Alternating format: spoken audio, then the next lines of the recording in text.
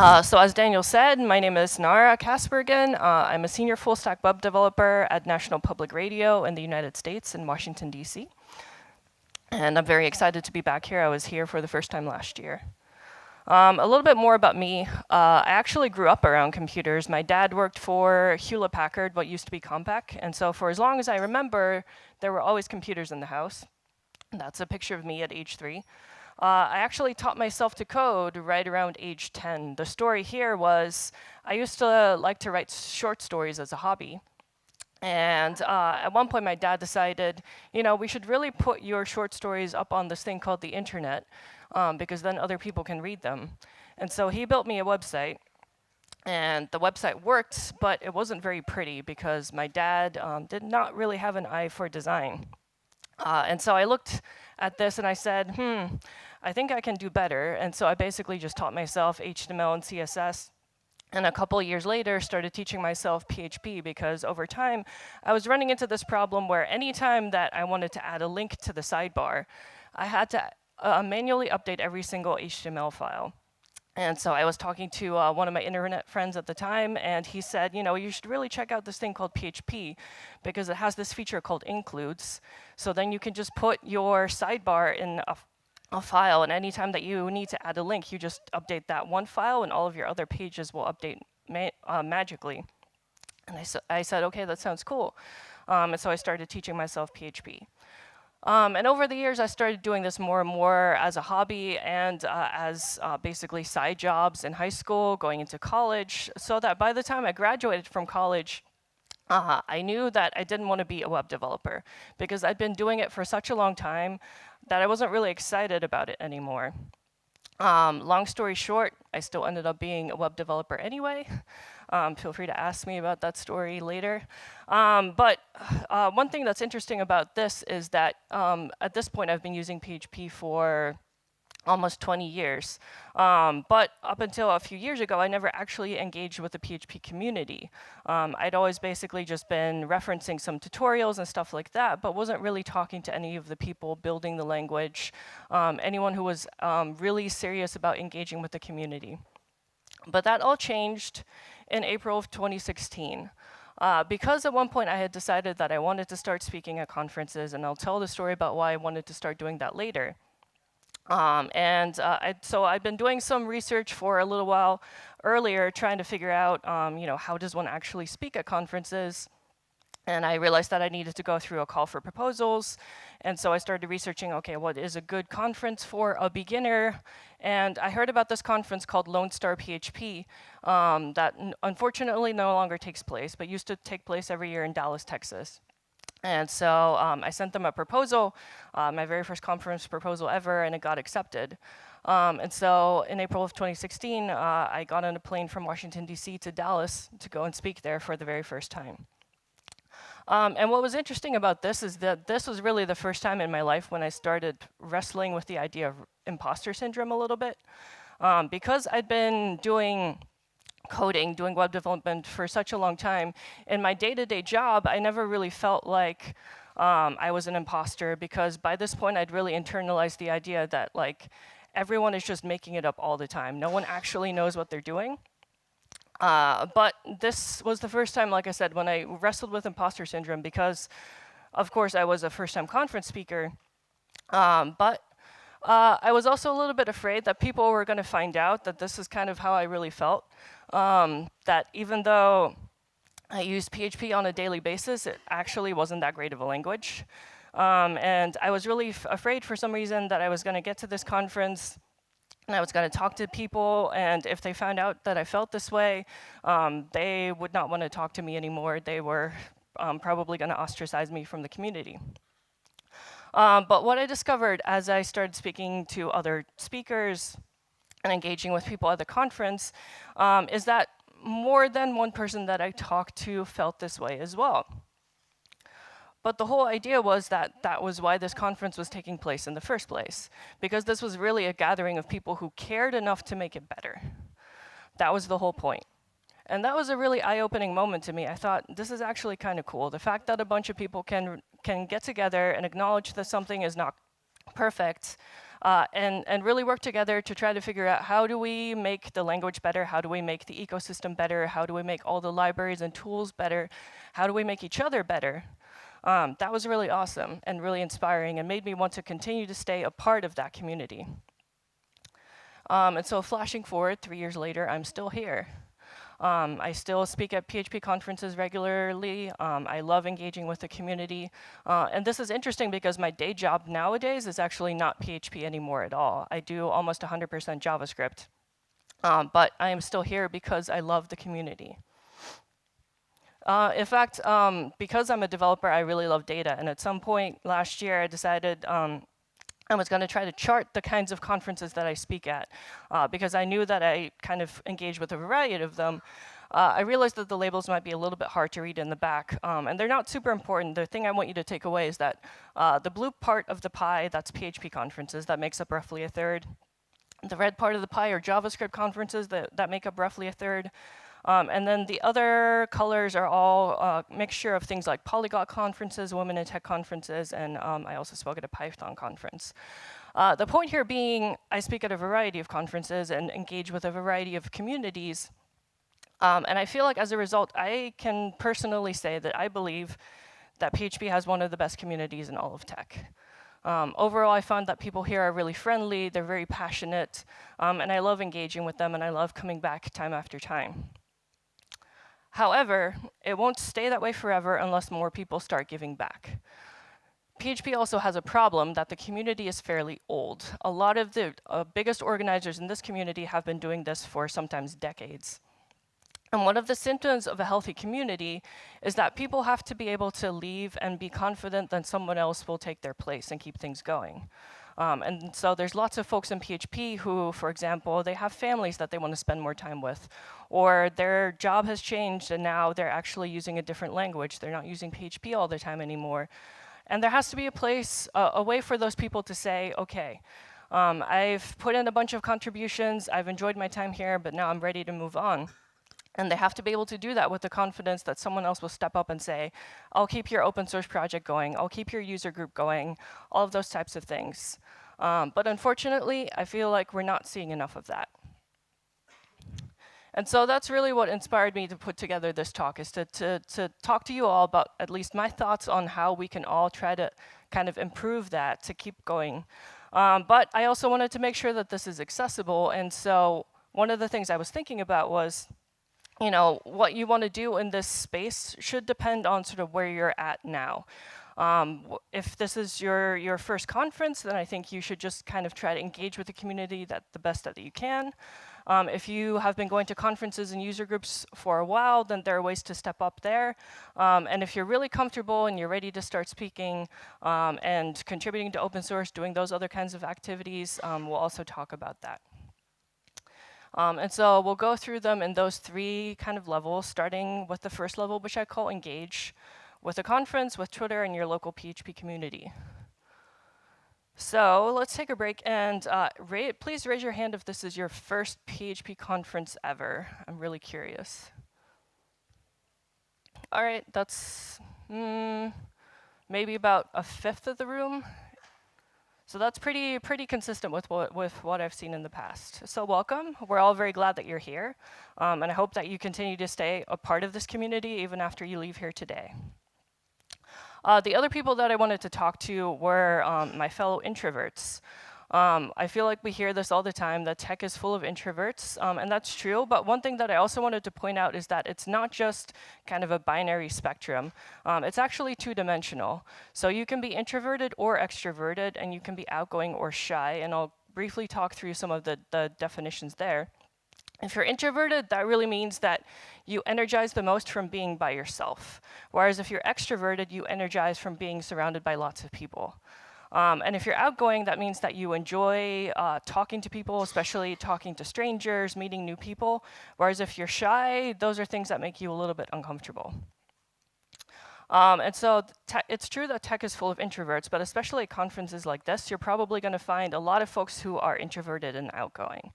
That's not me. I am extremely introverted and fairly shy. And so I just wanted to acknowledge that for people who are like me, conferences can be very challenging. but it's okay. We can do this. I am an example of someone who enjoys conferences even though it is challenging. And I have faith that you can do so as well. But I do want to point out that you should really think about what you need to do to take care of yourself, first and foremost, because this is something that happened to me when I first started attending conferences, probably about 6 or 7 years ago. The very first conference that I went to was this really big conference in San Francisco that had like 10 tracks going on at the same time, and there were like probably close to 15 talks in a day because they were all short. And so my employer sent me to this conference, and I was going to all of these talks, and I felt a lot of pressure to go to a talk in like every single time slot, and I felt like, you know, I have to write up a report when I get back about everything that I learned. And so by the time I was done with this conference, I was completely destroyed. I just like wanted to be in a quiet room by myself for like a week to recover, because it was so much for me to be surrounded by, I think there were probably like 2,000 people at this conference. And so one thing that I've learned is not to do that. That's really unhealthy. And I hope that most of you are not in the position where your employer actually expects you to go to a talk in every single time slot. Make sure that you take breaks. As an introvert in particular, one thing that I've learned as sort of a technique to promote my own health is to look at the schedule for the day, figure out at least one time slot when there are just no talks that really interest me, and I'll go back to my hotel room and sort of sit there by myself for a little bit and just recover, drink some water, and then I'll go back out there, and then I'm able to enjoy the rest of the day. And I also know that as an introvert, and especially as a shy person, something that is very intimidating about conferences is the lunch break, because you tend to be surrounded by a bunch of strangers, and they expect you to sit there and talk. So I just wanted to point out that if anyone is in that position where they get to lunch today and they're not sure who to sit with because they don't know anyone, feel free to come sit with me, and we can sit there and talk, or if you want to sit in silence, we can do that as well. I also wanted to talk about the hallway track. Hopefully you've heard this term before. It's the idea that the real conference is actually happening out there in the hallway by the sponsor booths outside, because a bunch of folks probably are not even going to go to talks. They're just kind of going to stand out there and chat with each other. And it may sound really cliche, but this really is the best value of the whole conference, because you're going to go to a lot of great sessions today, learn a lot of great content, but at the end of the day, some of these frameworks are not going to be around forever. Some of the technology behind it is going to change. But the connections that you make here, the people that you meet, those are really things that should last. Those are going to be the people who will help you get your next job. Those are going to be the people who introduce you to the next framework that's going to solve a problem at work that you are not even aware of right now. And so you should try to take advantage. Again, as a shy person, that whole idea of the hallway track and just like talking to strangers is incredibly intimidating. And so I'll share my technique for dealing with that. I always set a goal for myself. And the goal that I generally set for myself at most conferences is that I want to make 1 to 2 new friends. And I really want to emphasize the word friends here, because for me, I have a full-time job. I don't need to look for freelance work or really network for my survival. I'm kind of privileged in that sense. And so I go to conferences like this mostly because I like meeting new people who are doing things that are very different from me and hearing from them and starting to form friendships like that. And so that's my goal, is just set 1 to 2 new friends. And if I can do that at the end of the conference, I feel like I've done a good job. I feel like I met the goal that I set out for, and I don't have to feel pressure to network and meet like 20 new people or anything like that. If you're not sure who to talk to, I would recommend talking to the speakers. They actually really enjoy it. For many of them, this is the reason why they speak at conferences. It's not even to give the talk itself, it's to chat with people afterwards about the things that they're already passionate about.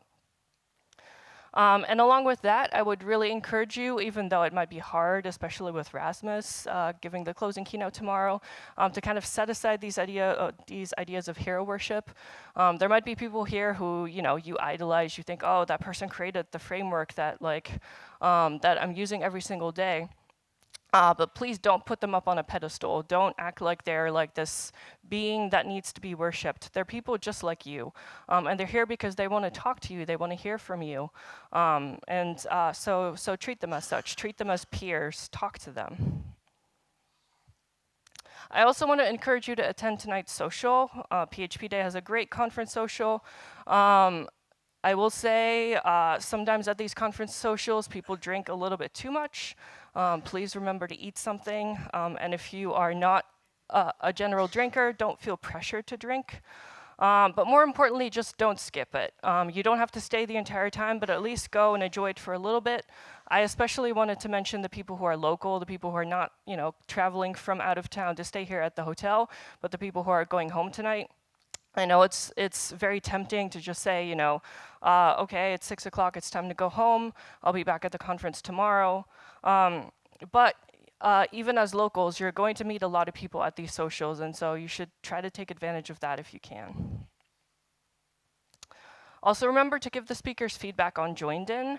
As Daniel mentioned, this is a really important way to give both the speakers feedback on the talks and to help conference organizers figure out which kinds of speakers or talks to have in the future. But on that note, I do want to address that not all feedback is equally useful feedback. Especially if you attend a talk that you feel like just didn't quite live up to your expectations, I would encourage you to use this technique called the feedback sandwich, where anytime that you leave feedback, you should start out with something that you appreciate about the talk. This has to be something that's true. You can't lie. So chances are you attended the talk because this is a topic that you are interested in or it's something that you think is important. So you could start off with something like that and say, thank you for giving this talk on a very important subject, kind of thing. Then you follow that up with the thing that you think can be improved. But again, you close your comments with something else that you appreciate because you really want to reinforce the idea that if they address that point that you wanted to give them feedback on, then they're headed in the right direction. And doing it this way takes some of the sting out of receiving negative feedback for the speakers, and it makes it more constructive as well. It makes them more likely to sort of take your feedback into account. Some other tips for giving good feedback on joined in: try to avoid saying I liked or I didn't like, because at the end of the day, it's not really about you, in the sense that if the speaker is going to make these changes based on your feedback, chances are the next time that they give this talk, you're not going to be in the audience. So try taking your personal feelings out of it as much as you can. If you went to a talk that you really liked, you felt super inspired by it, don't forget to leave feedback in that case as well. I think sometimes it's really tempting to only give feedback on the talks that we didn't like, but please give feedback on the talks that you liked. And something that I would really encourage you to do is to mention what changes you're planning to make based on that talk. So let's say, for example, that you go to a talk about unit testing. Your workplace is not doing any unit testing right now because you all think that it's too hard, but you go to this talk and it convinces you, oh my God, unit testing is so much easier than I thought. So mention in your feedback, I felt super inspired by your approach to unit testing. It looks very easy, and I'm going to go to my boss on Monday and tell him that I really think that we should start doing this because it's going to be really worthwhile, something like that. Because as speakers, the big reason why all of us are giving these talks is because we want to be change makers, right? We're here because we want to try to encourage people to do something different from the way that they're already doing it. And so this is the ultimate compliment that you can give a speaker. Tell them what changes you're planning to make based on their talk. And then if you have fairly negative feedback and you don't really know how to word it constructively, one other thing that I want to suggest that you could do is consider emailing that feedback to the speaker instead of leaving it on joined in, because at the end of the day, the important part is not leaving feedback on joined in, it's just giving feedback, period. And so if it's something that you would rather just kind of have be a private conversation between you and the speaker, consider emailing them. Many of them will include their email address at the end of their slides. They may not always respond, but I can guarantee that they will read it and they will hopefully take it into account for the future. Make sure that while you're here, you take some time to connect with your local PHP community. thankfully here at phpDay, basically GrUSP is this association of these PHP user groups, so chances are there will be a representative from each of them.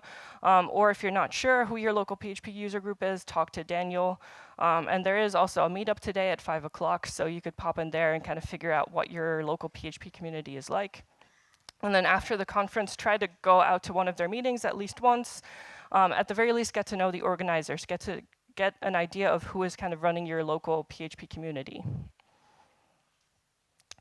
And then, even though I think there's been a lot of conversation over the past year on whether Twitter is really good or bad, for better or worse, Twitter is a key component in most tech communities. It is the way that many of us keep in touch outside of conferences like this. So if you're not already on Twitter, then I would encourage you to make an account and follow the people that you met and the speakers whose talks that you enjoyed. And that's a good way to kind of slowly start engaging. And overall, the goal should be to keep in touch after May 11th, after tomorrow. Because the PHP community and your membership in it doesn't end just because the conference ends. So moving on to level 2, which I call contribute, which is contributing to your local PHP community and the greater community. This is for people who have already kind of been doing this for a while. They've been coming to phpDay every year. They've been attending their local PHP user group meetings, but maybe not doing a whole lot beyond that. This is for you. So the first step is really thinking about how you can help out your local PHP user group. Many of them, the organizers, tend to be struggling a little bit with burnout. And sometimes membership is starting to lag over time. So things that you can do to help, for example, bring some friends or coworkers to a meeting to help boost those membership numbers a little bit. And you can also offer to take some load off the organizers, which can include things like reaching out to potential speakers, or just on the day of helping with buying food and drinks for the meetup. And another way to help, I think the biggest challenge for a lot of user groups is just finding speakers. And so something that you can do, even if you're not ready to fully become like a conference and meetup speaker yet, at least give a lightning talk. Many times they don't require a ton of preparation. You really just want to go up there and talk about like a problem that you solved recently that was really tough and you felt really satisfied when you solved it. That's always a great place to start. You can also join other organizations in the PHP community. A really good one is NomodPHP, which is an online user group that values continuous learning. And there's also an organization called PHP Mentoring, which is a formal, personal, long-term, peer-to-peer mentorship organization. Both of these are largely online. They're distributed, so it doesn't matter where you're located. You can also start helping contributing to open source in a very easy way, which is just adding really thorough tickets to the projects that you use every day. I think this is something that many of us forget. We feel like contributing open source means like creating pull requests for Laravel or things like that. But even just making sure that you're reporting bugs in a good way is a really useful way to help. So that means creating GitHub issues that include things like a very good example of what you were trying to do, some sample code, maybe demonstrating the bug, and anything else that's useful, like, for example, the system specs. You can also start answering questions on Stack Overflow. I know this sounds really intimidating, at least it does to me, because I think about Stack Overflow as just like this never-ending sea of questions where only like a small fraction have ever been answered. But I think one of the best ways to help out is to think about all those times that you found a Stack Overflow question with a bug or a question, something like that, that someone else encountered and you encountered the same thing. And there were either no answers at all or there were some answers, but none of them were the right one. Well, chances are what's going to happen is some way or another, you're going to fix this issue. You're going to find an answer to your question. And I feel like the biggest way that all of us could help out is try to remember those Stack Overflow threads that you found along the way and go back and add the answer once you found it. And if we all did that, and then I feel like we could improve the quality of Stack Overflow by probably like 120%. Go to all the conferences. There are many, many, many great conferences in PHP and in the tech community beyond. So take advantage of that. Really branch out, start meeting more new people. And I can say personally, to me, one of the most rewarding things about going to many PHP conferences throughout the year is seeing some of the same faces over and over. That really makes me feel like I'm part of a community because I recognize people and I look forward to seeing them at different conferences throughout the year. You can also volunteer at the next PHP Day. They always need volunteers to help run conferences like this, and it's a great way to know the pillars of the community. People like Daniel can introduce you to lots of people who can help open doors for you depending on what you're trying to do. It generally tends to be around the same time frame, so if that's something that you're interested in, just kind of mark it in your calendar, and then get in touch with Daniel or the rest of the folks from GrUSP probably about 3 months before and ask them about volunteer opportunities. And then overall, I think the key for level 2 is just to repeat these things over and over again. These are things that you can't just do once. You really need to make it a continuous habit. So keep doing these things over and over, and you'll find yourself leveling up. And that brings us to level 3, which is sort of the highest level in my little pyramid here. And I'm call this give back. Truly give back by doing things like blogging, speaking, and contributing to open source. And so I'm a little bit strange because I told you a little bit of the story at the beginning. I kind of actually dived straight to level 3. I kind of completely skipped levels 1 and 2 in some ways. But I did that for a reason, because one day I just kind of woke up and realized that I was able to do my job as a developer because of the contributions of thousands of other developers.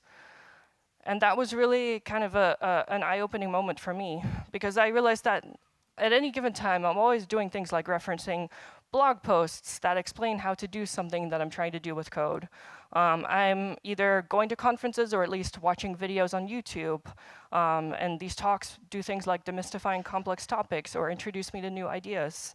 And then, of course, at any given time, while I'm coding, I'm taking advantage of tons and tons of open source code. That makes it easier to do a thing that used to be hard.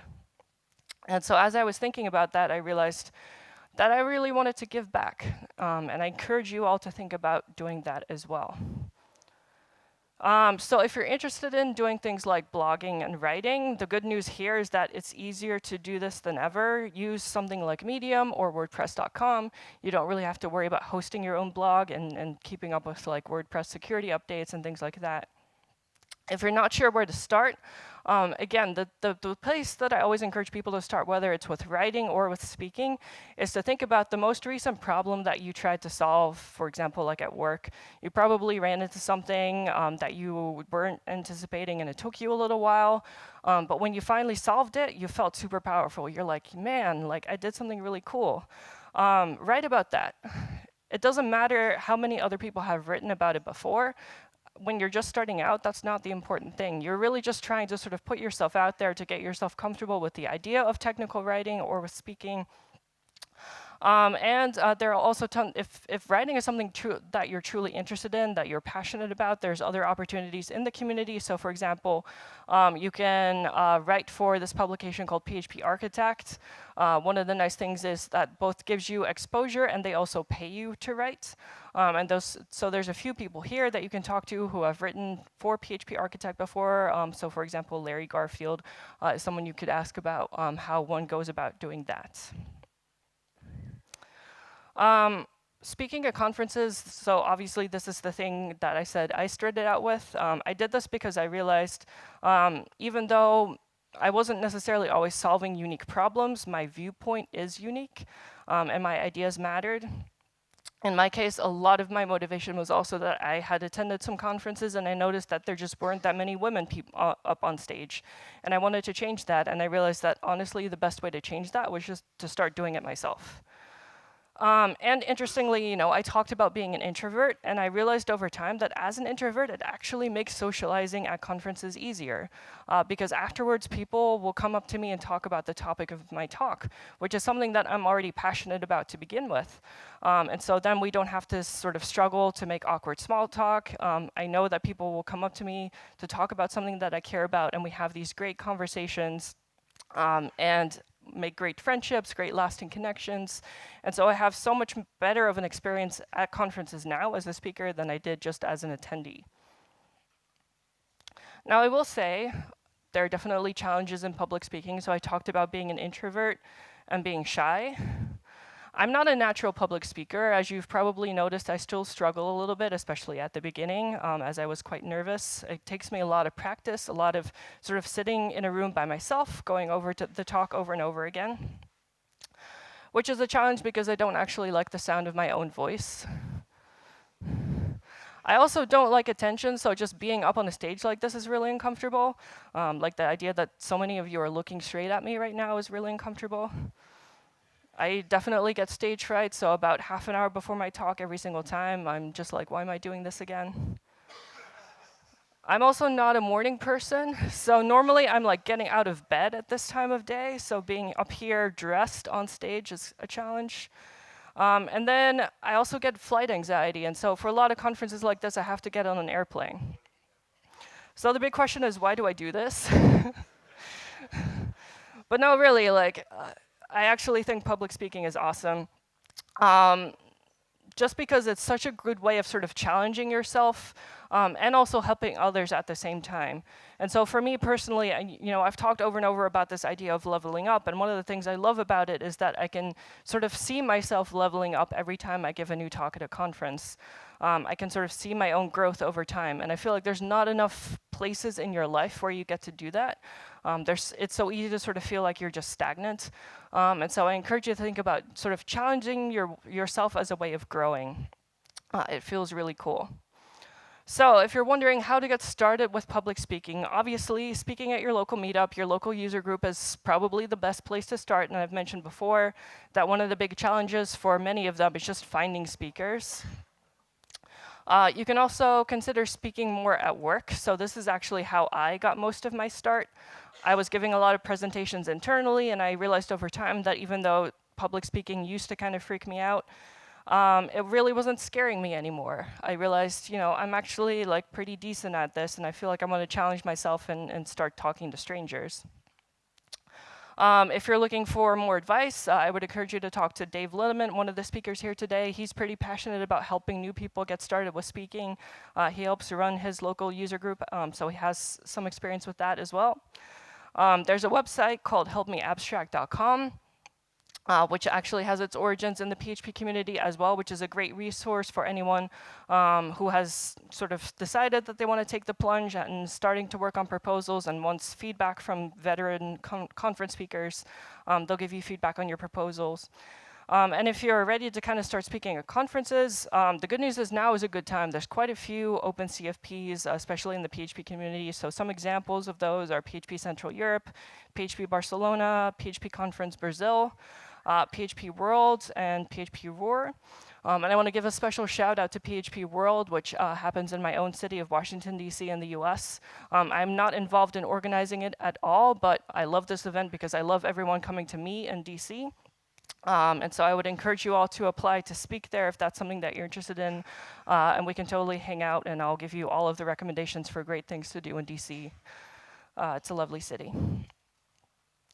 Of course, I feel like many of us feel like really like the holy grail contribution, of course, is contributing to open source.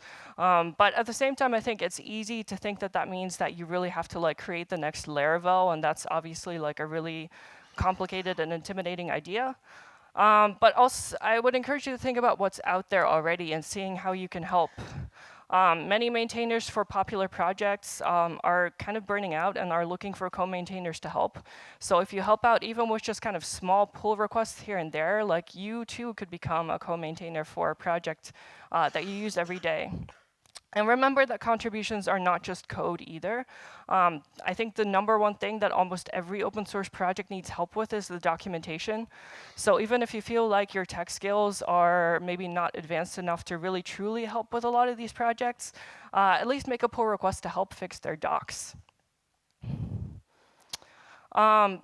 It's also worth remembering that PHP itself is open source, and you too can contribute to PHP, and they're always looking for people to start helping out, and it's not as scary as it sounds. And if you're interested in doing this, I would highly encourage you to attend Derek's PHP Internals Deep Dive workshop tomorrow at 11 o'clock in track 3. And you'll learn a lot about what's involved in contributing to PHP. I mentioned this before, but local PHP user groups, the organizers are often sort of spread very thin. They're dealing with some burnout symptoms. And so overall, this is really one of the most underappreciated roles in the community. They do so much. And so one big way that you can help out, if you're really truly looking for a good way to give back, is to sign up to be a co-organizer of your local user group, or start one if there isn't one in your area. But one big thing that I want to mention, especially since I've used the words burnout a few times now, this is, hopefully we've all seen this before. This is obviously a metaphor. The whole idea is put on your own oxygen mask before assisting others. Really means take care of yourself before you worry about sort of contributing too much to this community. Because if you're burned out, if you're struggling, then that's not good for anyone. You can't really genuinely help your community if you yourself are struggling. So take care of yourself first and foremost. And on that note, I wanted to just quickly mention that mental health is really important. And I'm actually a volunteer with this organization called Open Sourcing Mental Illness. That was the talk that I gave here last year that a few of you may have attended. OSMI is a nonprofit trying to change how we talk about mental health in tech. And so if you're interested in learning more about how OSMI can help you, or if you're interested in volunteering for our organization, come talk to me afterwards. And so just as a summary of everything that I've talked about today, again, think about sort of where you are in your career, in your engagement with the PHP community, and pick a level that's appropriate for you, starting with level 1, which is just engaging with the conference and with your local PHP community. Level 2 is contributing to your local community and to the web, doing things like engaging more on Twitter. And then level 3, the sort of holy grail, giving back by doing things like blogging, speaking at conferences, building open source software, and helping run your PHP user group.